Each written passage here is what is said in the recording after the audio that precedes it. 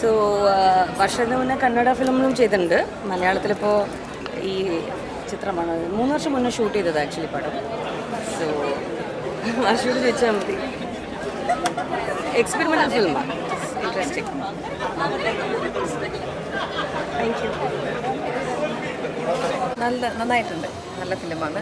ഒരു ചെറിയ നല്ല ഫിലിം.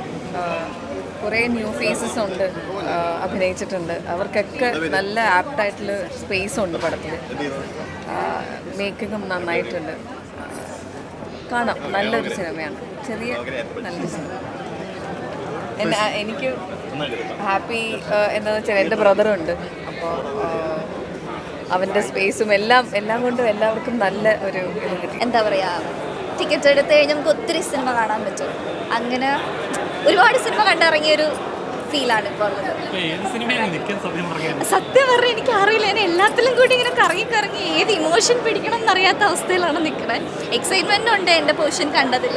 ലാസ്റ്റത്തെ ആ ട്വിസ്റ്റൊക്കെ ഭയങ്കര, അതൊന്നും നമ്മൾ കഥയിൽ കേട്ടിട്ടില്ല. വൺ ലൈനിൽ അതൊന്നും അറിയില്ലായിരുന്നു. സോ ഭയങ്കര എന്താ പറയുക, എന്താ പറയേണ്ടത് അറിയില്ല ആക്ച്വലി ആ അവസ്ഥയിൽ. തീർച്ചയായിട്ടും താങ്ക് യു. ബാക്കി എല്ലാവരും പറയുമ്പോൾ അപ്പോൾ ഞാൻ കുറച്ചും കൂടെ ആലോചിക്കും. പക്ഷെ ഇപ്പം ഞാൻ ആ ഒരു എക്സൈറ്റ്മെൻറ്റിലിരിക്കുക. ഒരു തമിഴ് ചെയ്യുന്നുണ്ട് ഇപ്പോൾ യോഗി ബാബുവായിട്ട്. അത് കോമഡി റോളാണ്. നല്ല പടം. എന്തോ ഒരു ഫീൽ ഗുഡ് മൂവിയാണ്. എനിക്കിഷ്ടപ്പെട്ടു. നല്ലതായിരുന്നു. എല്ലാവർക്കും അതിൻ്റേതായ റോളിനനുസരിച്ചുള്ള ഇമ്പോർട്ടൻസ് ഉണ്ട്. നല്ല കാസ്റ്റിംഗ് ആണ്. എല്ലാവരും അവരുടെ റോള് നന്നായി ചെയ്തിട്ടുണ്ട്. നല്ല എല്ലാവരും നന്നായിട്ടുണ്ട്. പിന്നെ ആരും പുതിയ ആക്ടേഴ്സാണെന്ന് പറയില്ല. എല്ലാവരും എക്സ്പീരിയൻസ്ഡ് ആയതുപോലെയാണ് ചെയ്തിരിക്കുന്നത്. അപ്പം എല്ലാവരും നല്ല മൂവി കാണാൻ. ഫാമിലിക്ക് പറ്റിയ പടമാണ്. ആർക്കാണേലും ഈ മൂവി ആസ്പയർ ചെയ്യുന്ന ആർക്ക് വേണമെങ്കിലും വന്ന് കാണുമ്പം റിലേറ്റ് ചെയ്യാൻ പറ്റുന്ന ഒരു മൂവിയാണ്. എനിക്ക് ഭയങ്കര ഇഷ്ടപ്പെട്ടു. പടം നല്ല പടമാണ്. അശ്വിനും ചൈതന്യ, അർജുൻ എല്ലാവരും ചെയ്തിട്ടുണ്ട്. നല്ല രസമാണ്. എല്ലാവർക്കും ഇഷ്ടപ്പെടും.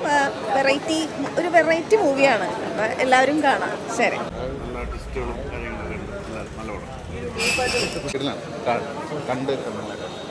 നന്നായിട്ട് അടിപൊളി സിനിമ. ഭയങ്കര ഫീൽ ഗുഡ്. എന്തായാലും എല്ലാവരും തിയേറ്ററിൽ വന്ന് കാണും. നന്നായിട്ട് അടിപൊളി.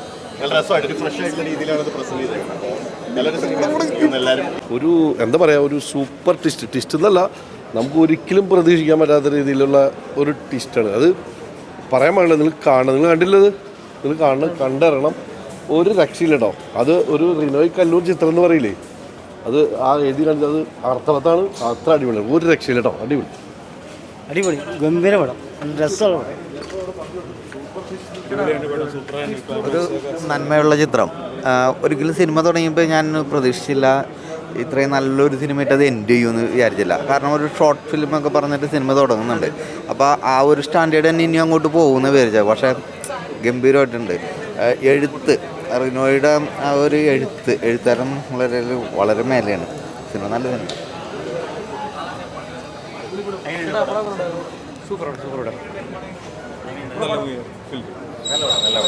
അടിപൊളി ഫീൽ ഗുഡ് പടം.